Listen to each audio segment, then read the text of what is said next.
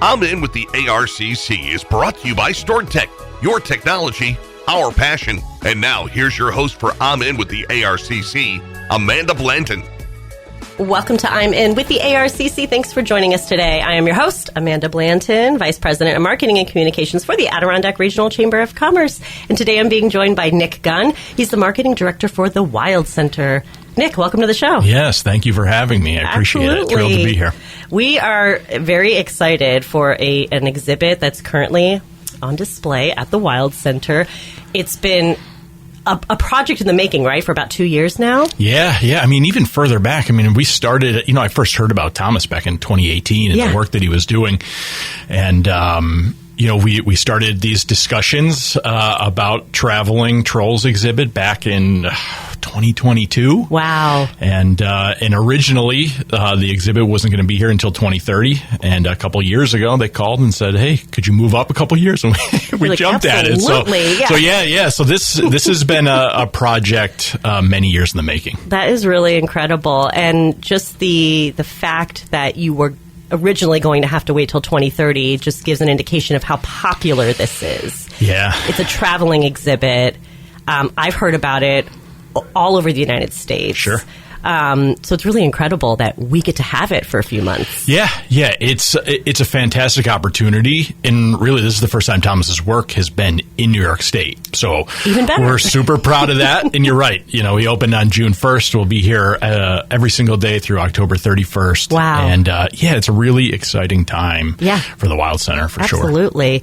So let's talk about trolls. I mean, if you haven't heard of it yet, the only reason why I'm obsessed at this point is because I saw your interview with Jesse Jackson. Sure. I started looking it up. Now, all of a sudden, on my social media algorithm, right, it's trolls everything, which is great.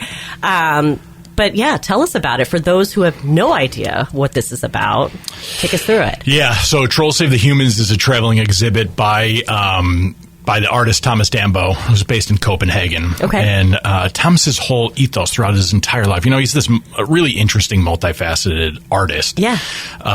But he takes these recycled materials. I mean, quite frankly, it's just old, broken pallet wood and plastic garbage that would have ended up in a landfill. Yeah. And basically, he turns them into these larger-than-life, whimsical troll sculptures. Oh, that's so cool. So Thomas builds permanent installations, and there's over 170 of them across the world, really. Wow. And then within the last few years or so, he has started this traveling exhibit made up of 6 of these larger-than-life trolls that travel, again, all over the world. That's so cool. And they spread their message of, being more sustainable and being more conscious of the impact that the decisions that we make have on the planet. And really, these trolls are spreading the message of, making humans better stewards of the planet. I love that. What better message for the Wild Center to share? Absolutely. And the Adirondacks, right? Yeah, absolutely. Thomas came to visit the Wild Center back in the fall. Okay. As part of a site visit, and let's figure out where these 6 trolls are going to be, right? They all have their own personality, so we want to make sure that the place in which they sit for the next 5 months kind of makes sense within the story. And I think the biggest thing that Thomas took away from not only the Wild Center, but to your point, the Adirondacks as a whole, is that story of sustainability, of bringing forests back, about, connecting to nature and being a part of it, as opposed to treating them as 2 separate things. So he's thrilled with the place, and to hear him, reflect on the Adirondacks is really gratifying, right? It's stuff that we talk about every single day. So to hear from this, the world's most renowned recycled material artist, talk about, how the philosophy of the Adirondacks resonates with him. It's just a reminder of the special nature of the place. Absolutely. For sure. And he's traveled the world, right? Yeah. So if he thinks the Adirondacks are a special place for trolls, then we'll have him. Yes, absolutely. Yeah, it's something that we don't take for granted, and we are treating, with a certain amount of responsibility, to also tell his story, but to hear that from him, absolutely, like I said, is also just super gratifying. Yeah, that is really cool. And the Adirondacks is such a special place. If you grew up here or you visited here every summer with your family, it's a special place that people really enjoy the nature part of it. So I think that's an important piece of this too, right? Absolutely. Yeah. I mean, at the Wild Center, we're constantly, the mission is to connect people with nature and inspire passion and want to protect it. And we try and do that through a number of different on-ramps. And this just happens to be one of those cool, whimsical, innovative, outside-of-the-box ways to get people outside into nature and create a passion. Like, what better way than to stumble upon a 25-foot troll in the middle of the woods? You know what I mean? It's, it's unique. And, and to hear people tell their stories of stumbling upon these trolls, out in other places. Is inspiring and is fun, and those are the reactions that we hope folks will get, when they're on site. I'm glad you used the word whimsical, because I was going to throw that in at some point, because that's what I think of too when I've seen the photos online, and of course photos don't do them any justice, right? We were talking before the show about the scale of these sculptures, how big they actually are, right? It's in the planning process of this exhibit, I've stared at promotional photos for years. Of course. But then I was fortunate enough to go see this exhibit out in Woodside, California. Okay. And you're right, to actually stand in front of them is a wildly different experience than just looking at them as you scroll on like your Instagram feed, right? Yeah. And to your point, there is something, whether you want to call it whimsical or magical that makes you feel like a kid when you're in front of them. And I'm not just saying that. It truly does, like... I think it might be the scale. I think it might be just the fact that they're, in the middle of the woods. Yes. And you just kind of like, you turn a corner and like, oh boy, there's a 30-foot troll. There is something, I think, that draws people in and makes you kind of forget, that you're in the middle of the woods, and it's almost, like stepping foot into a fairy tale a little bit. Right, exactly. Cool. I think a lot of us could use that escape too sometimes, right? Escape from reality for a couple minutes and stand in the woods with a giant troll. Right. What better way to enjoy nature than alongside a 30-foot troll? So can we talk a little bit about the trolls without giving too much away? Sure. Because, again, I think experiencing it for yourself is where the true magic lies. But what can you share with us about the trolls? Yeah, so there are 6 trolls, young trolls that make up Trolls Save the Humans exhibit.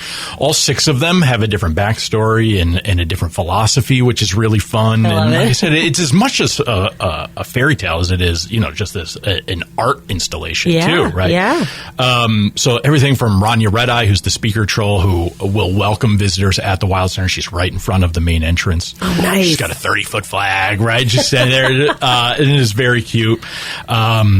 Rosa Sunfinger is a botanical troll who has taken otherwise forsaken objects and turned them into living gardens. So, for instance, she travels around with a real-life smart car that she has ripped the top off of and has planted a native pollinator garden inside of this actual full-size car. Get out. Oh, my gosh. So that one is really fun, and she's in the parking lot, right? It makes sense. It looks like she almost ripped the car from the parking lot out onto the trail and ripped the top off. And this is so cool. It's very cool. And then Sophus Lotus is the listening troll. Okay. He's laying down in between our stick work installation and Wild Walk. Okay. He's got his head on the ground actually listening to the earth. Oh.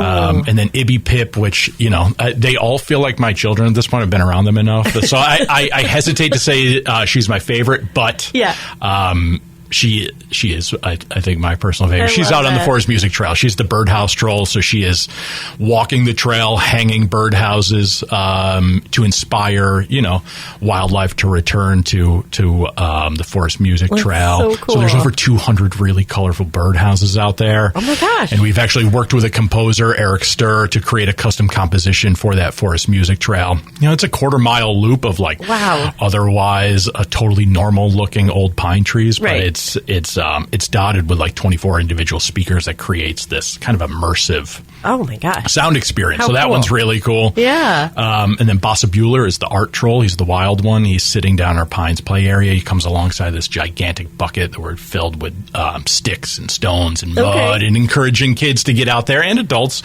to, pull things out of the bucket and make art right there on the ground in front of him. And then the last one is Kama Can, who's the treasure troll, and she has taken garbage thrown away by humans and turned it into jewelry. So she's sitting down on the Racket River Roll Trail around. She's got this big old necklace made out of plastic bottles and things that would have otherwise been thrown away. Yeah. Cool thing for us, too, and I think that visitors are really, we have seen visitors really resonate with, or these things are not meant to be a normal art installation that's behind a velvet rope. Right. Or up on a pedestal that you can't touch. These things are very tangible and are meant to be touched and sat on and interacted with. Again, it's old pallet wood and wood screws. Right.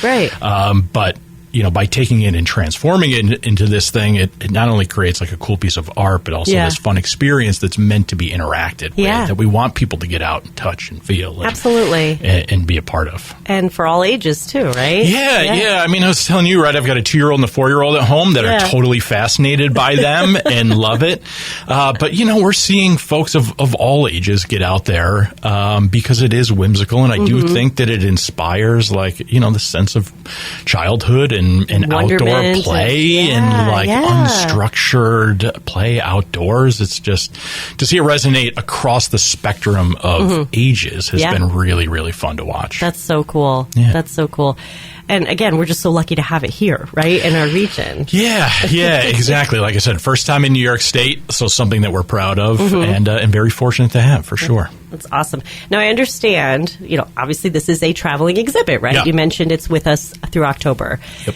But there's an opportunity maybe to keep one permanently. Yeah, so what does that look like? That's the biggest question that we get, right? Is how do we get one to stay? And although these 6 trolls will be moving on after October 31st, there is mutual interest on the Wild Center's part and on Thomas's part, quite frankly, to have a permanent installation at the Wild Center, right? So we are actively working on that project and actively fundraising to make it happen. That's great. And we are really hopeful. The community has responded in a way that, we really we don't always see in the Adirondacks, right? There are so many folks stepping up to help with everything from, listen, when you plan to have this many more influx of visitors, we've got 30 full-time employees and, we can only do so much. So folks are stepping up to help with food service, right? And coffee carts and food trucks. That's great. And the volunteers have stepped up in such a fantastic way. So to see people rally around this is really exciting. And to see people excited about having a permanent installation is also great. Yeah. And, we've got our fingers crossed and we're really hopeful that you can make it happen. That we can make it happen and announce something soon. I did see that on the website, kind of encouraging people to, give a little bit of money to make that happen. So the community can really come together here and help make this a reality. Absolutely. Yeah. I think that's the cool thing, too, right, is every little bit helps in this project, right? So $1, $5, it's all going to make this, to make this a reality. Absolutely. And, for some reason you can't come and see the exhibit now through October. If we can have one that's always there, you can see it. Be there anytime. forever. Yeah, absolutely. That's so cool. We didn't talk about economic impact. Yeah. So you just briefly mentioned that there's going to be an influx of people. You've heard about it in other areas of the United States, lines of cars, places. So how are you guys kind of managing that? Yeah, it's a great question. And you're right. Every other place that we've talked to that is hosted, whether it be Save the Humans traveling exhibit or has had a permanent troll installation, the influx of visitors goes up anywhere from 40% to 150%. Some places as much as 500%. Right? God. So Thomas has a very dedicated following which will travel around. And quite frankly, this is the first time in New York State that we've had it. And really, the closest other installations are in Maine and Rhode Island and New Jersey. So relatively, in this part of the country, relatively quiet. So we are expecting, a large influx of people. So we're trying to take that responsibility and do it very responsibly and grow in a way that doesn't overtax the Wild Center or overtax the community. Yeah. But the economic impact is hard to argue against, right? I was just talking to somebody in Wauwatosa, Wisconsin,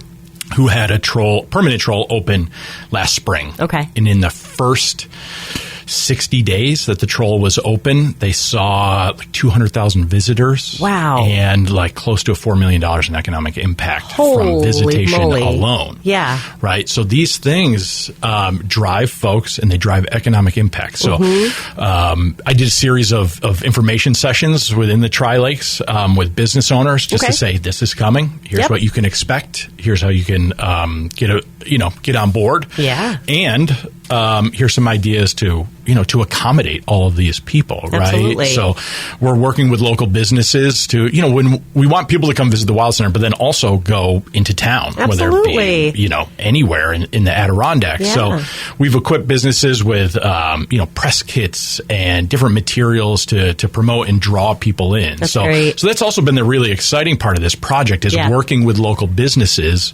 on how they can do creative ways to bring people in that are interested in trolls. So like, for example, Racket River Brewing, our neighbors in Tupper Lake, they released a Wild Center Trolls beer. Yes, that's amazing. Last week, and that's been really exciting. And, other places in town are creating, special treats or food or, troll cookies and things like that, decorating windows. We've also created the scavenger hunt.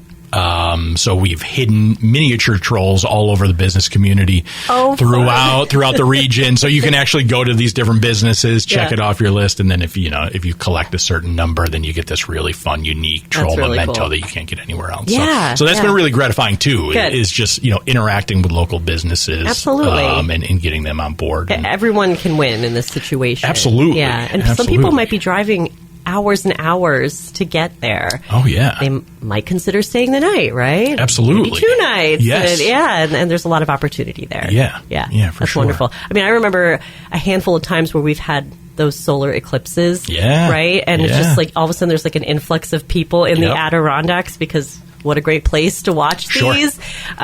So that's kind of on a smaller scale than what you're expecting, right? Yeah, we got a little taste of it 2 years ago, right, with that total solar eclipse, and that was fun, and it was taxing, but it was one day. It was one day. This is 5 months. Yeah. So listen, like I said, we're trying to do this very responsibly and not overtax the system. So everything from, attendance caps to make sure that we're not totally overrun, and ancillary parking and things like that to make sure that, people in town don't get too nervous about the influx of people. Because listen, it's, Tupper Lake is a small town. It is. The Adirondacks are a small town, for all intents and purposes. So, so like I said, we want to make sure that we're good neighbors too, and we're doing that in a very responsible way. And you're selling advance tickets, which I think it's obvious. You would encourage people to buy those. Absolutely. I think a couple different reasons. One, it guarantees your spot that day, right? Because it might sell out. And second, just it also might get you through the line faster. Okay. right. If you're driving in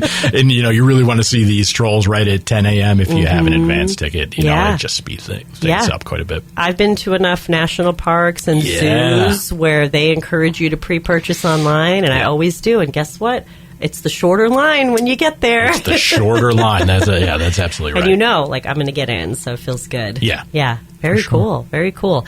So we have a couple minutes left. Is there anything else you want to mention about trolls? Because I'd like to talk about the Wild Center in general for a little bit. Yeah. I think the message behind trolls is really one that we're trying to impart on visitors in a number of different ways, right? That idea of sustainability and being better stewards for the earth, right? Yeah.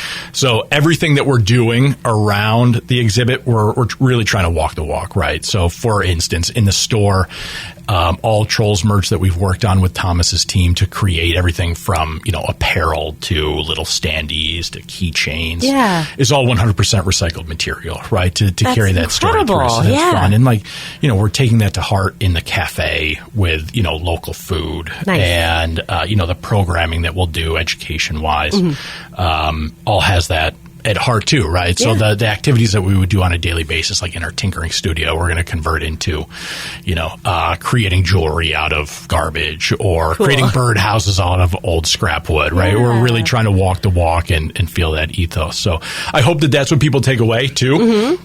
is that these are fun and whimsical, but the story is real, yeah. and the message is serious, and we hope that people take that away. And it totally aligns with your mission, what you guys have been doing for many, many years. Yeah. This summer marks 20 years of the Wild Center being open, which is crazy to think that it went that fast. But I know. What a great time to have the trolls. Yeah, exactly. So they're really headlining the 20 years worth of work that the Wild Center is doing, and that we're going to celebrate all year long. That's great. And, I'm hoping that this will open up the eyes for people who have never been to the Wild Center, right? If this is your introduction to it, wonderful.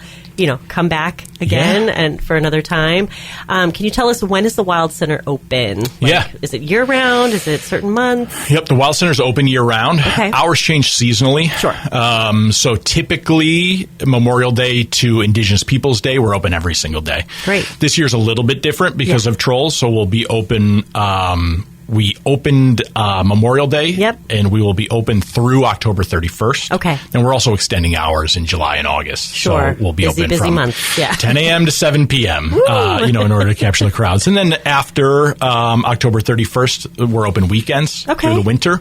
The winter's a fun time to be at the Wild Center, too, right? Because of our Wild Lights experience, which is at night, where you can walk through the woods at night with over 100,000 glowing lights. So that's fun. And you have educational programs and things just going on, and they change. And the Wild Center is a really unique place. When people ask what we do or what it is a little bit difficult to kind of capture everything that we do. But what I tell people is we're a really unique mashup of Natural History Museum, Science Center, aquarium. Right, there's over 80 different types of species of animals at the Wild Center. So we're also part aquarium. We're on 115 acres of interconnected trail systems. So and also just a traditional museum, like I mentioned. So, and we like to weave things together and kind of blur the lines between attraction and museum. So Wild Walk is a great example. Yep. Right. It goes 40 feet off of the ground. It gives panoramic views of the mountains where you can stand in a gigantic bald eagle's nest, or you can climb around in a big spider web.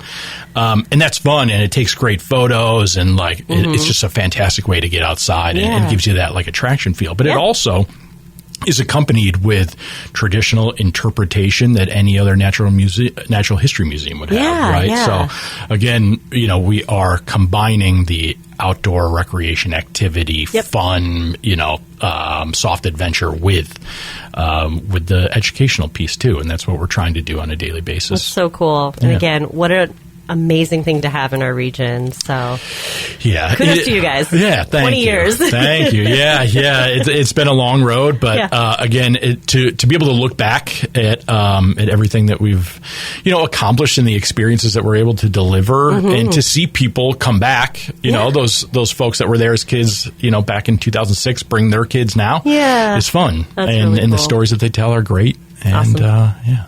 Tell us where you're located. We mentioned Tupper Lake, but, some of us are like, where the heck is that? The Adirondacks are huge. So Tupper Lake is in the heart of the Adirondacks, right in the middle of the park. So we're about a half hour west of Saranac Lake, couple hour drive from Queensbury in the Lake George region. But a beautiful drive, right? It is stunning. It's up the Northway, and then, whether you take 73 or go up through Minerva or a different route, it is really beautiful. So cool. So cool. Awesome. Well, Nick, I appreciate you coming on the show today to not only talk about trolls, because we're all very excited for that, but to talk about the Wild Center as well, because the work that you guys are doing to educate and provide these experiences to not only locals but tourists is really admirable. So, and congrats on 20 years. Thank you. I appreciate it, and thank you for having me. This has been fun. Good luck over the next 5 months. I know it's going to be nutty, but everyone's going to love it, and I can't wait to get my tickets. Yes, please come visit. Awesome. Well, thanks again for being on the show. Thank you. You got it. And that's all the time we have for today on I'm In with the ARCC. Be sure to tune in next week.